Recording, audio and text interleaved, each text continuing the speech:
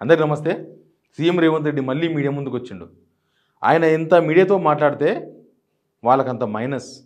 జూబ్లీహిల్స్లో ఆయన ప్రతి ప్రెస్ మీట్కు ఒక 5,000 ఓట్లు అవుట్. ఎవడన్నా కాంగ్రెస్కు ఓటేద్దాం అనుకున్నాడు కూడా రేవంత్ రెడ్డి ముఖం చూస్తే లాస్ట్ వద్దురా నాయన.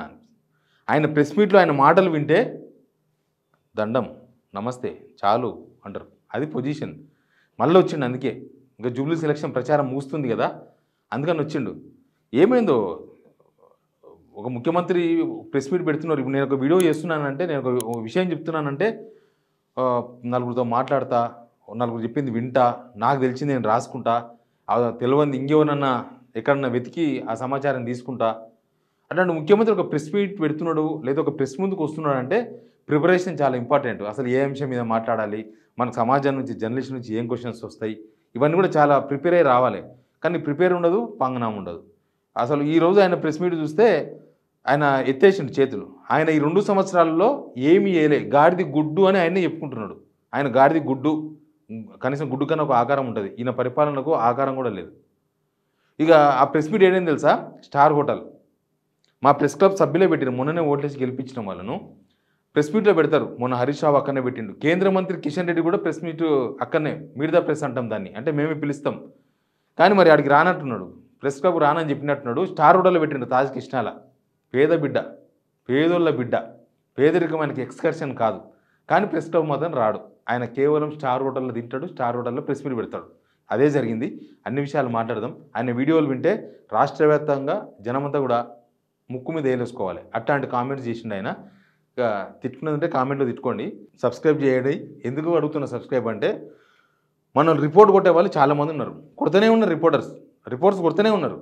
కాకపోతే చూసే వాళ్ళ సంఖ్య పెరగడం, సబ్స్క్రైబ్ చేసుకున్న వాళ్ళ సంఖ్య పెరగడంతోనే మనం తట్టుకొని నిలబడుతున్నాం. కేసులు పెట్టినా సరే మనం ఎక్కడ జంకకుండా ఉన్నది ఉన్నట్టుగా మాట్లాడుతున్నాం.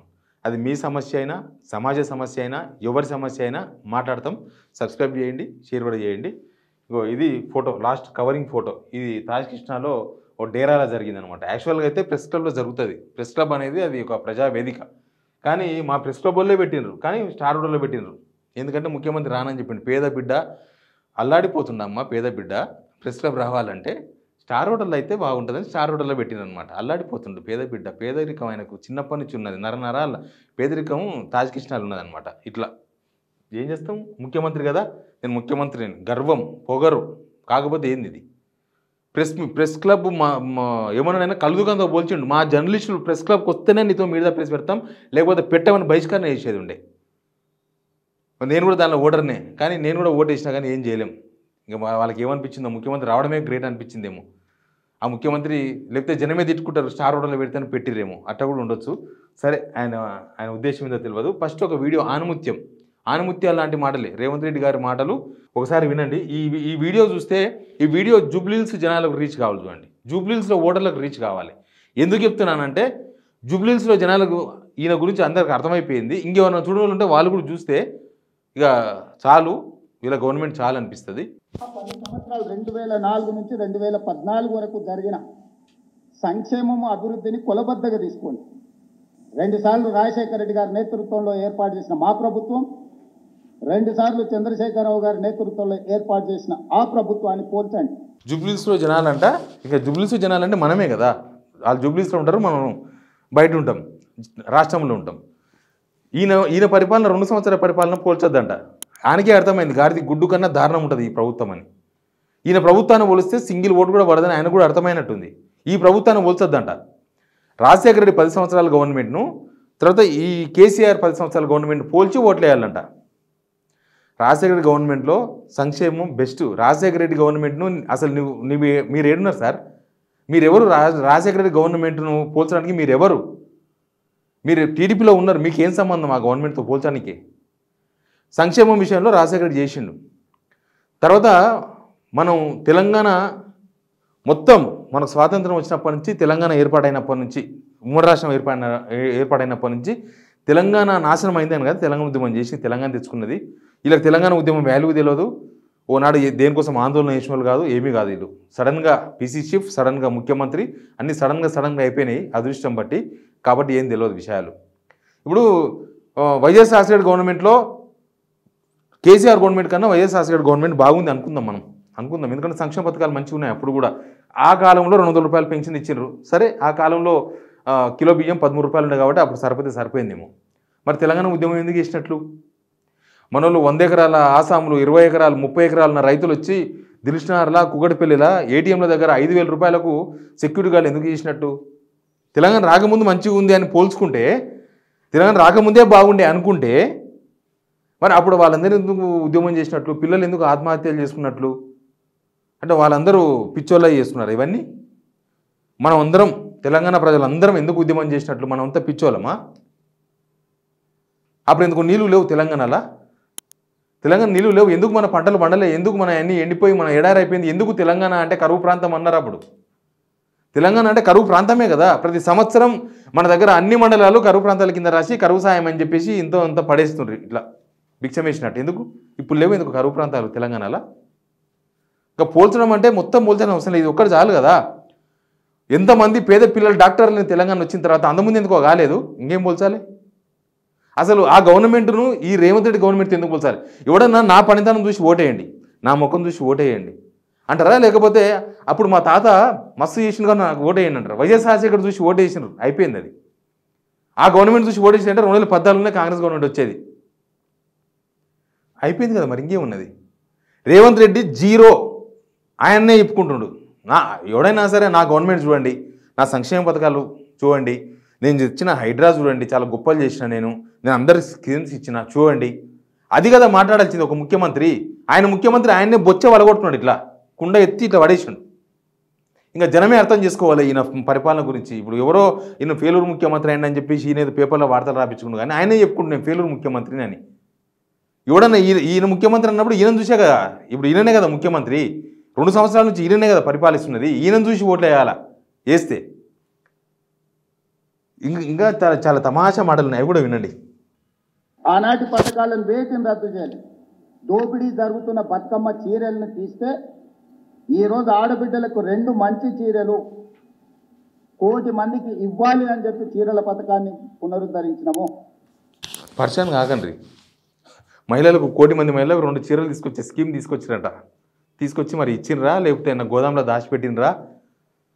ఇది చూసినట్టు ఎవరో ఒక అమ్మ ఫోన్ చేసింది, పెద్దమ్మ పొట్టు తిడుతుంది ఫోన్లోనే.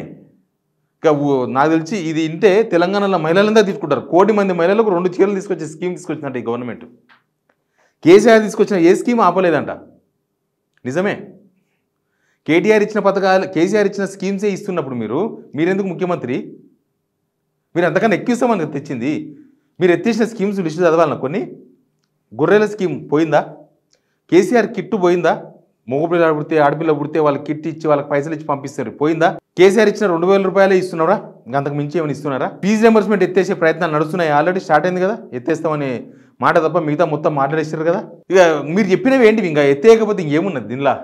ఇక ప్రభుత్వ ఉద్యోగులకు జీతాలు ఇచ్చే పరిస్థితి కూడా లేదు, జీతాలు కూడా ఇవ్వలేకపోతున్నారు. మొత్తం తెలంగాణ కేసీఆర్ ఉన్నప్పుడు తెలంగాణ, ఇప్పుడు తెలంగాణ మనం పోల్చగలమా? ఇలా కేసీఆర్ను పొగడమని కాదు, కేసీఆర్ను చూద్దాం, రేవంత్ రెడ్డి చూద్దాం. రేవంత్ రెడ్డి పరిపాలన, కేసీఆర్ పరిపాలన ఒకటే దగ్గర పెడదామా? జనమంతా పోల్చుకుంటారు ఎందుకు? కేసీఆర్ గవర్నమెంట్ బాగుండే అని మీరు చేసిన దుర్మార్గం వల్లనే కదా.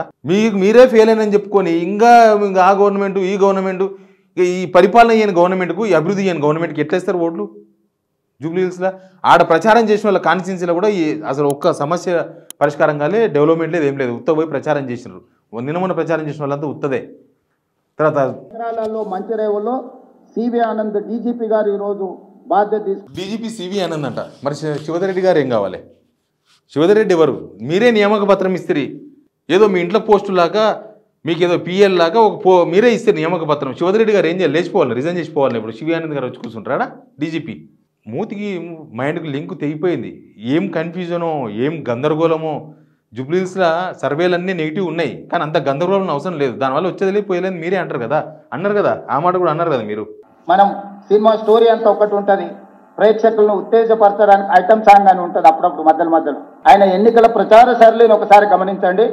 ఈ మధ్యకాలంలో వచ్చిన పుష్పలో శ్రీలీల ఐటమ్ సాంగ్ను చూడండి, ఏమైనా తేడా ఉందా?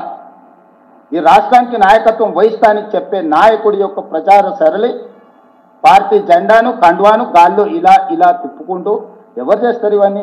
ఇదే ఈయన చూపిస్తారు కదా, ఈయన ఈయన ఘనకార్యాలు మొత్తం కూడా కేటీఆర్ స్క్రీన్ పెట్టి చూపిస్తున్నాడు, జనాలకు అర్థం కావాలి ఈయన ఏమేమి హామీలు ఇచ్చిండు. అది శ్రీలీల పాట అయితే దానిలో హీరో ఈయననే, ఎందుకంటే ఆ స్క్రీన్ మీద కనిపించేది ఈయన ముఖమే, ఆ స్క్రీన్ మీద కనిపించేది ఈయన ముఖమే. కేటీఆర్ చూపిస్తున్నది ఈయన పెన్షన్ ఇస్తాన్న మాటలు తెల్లాడితే మీకు 4,000 వస్తాయి అన్న పెన్షన్, తెల్లాడితే మహిళలకు 2,500 వస్తాయి, తెల్లాడితే మహిళలకు తులం బంగారం వస్తుంది పెళ్లి చేసుకుంటే, హైడ్రా ఎట్లా ఊలగొట్టి జనాలను ఎట్లా బాగు చేసింది అదేగా చూపిస్తున్నది ఆయన. మరి దానిలో రియల్ శ్రీలీల సాంగ్ అయితే ఆ సాంగులో హీరో రేవంత్ రెడ్డి గారే అవుతారు.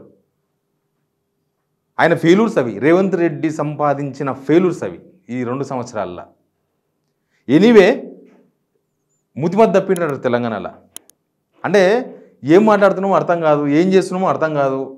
ఈ గందరగోళం చూసి జూబ్లీహిల్స్లో జనం ఓట్లేస్తారు ఎవరన్నా?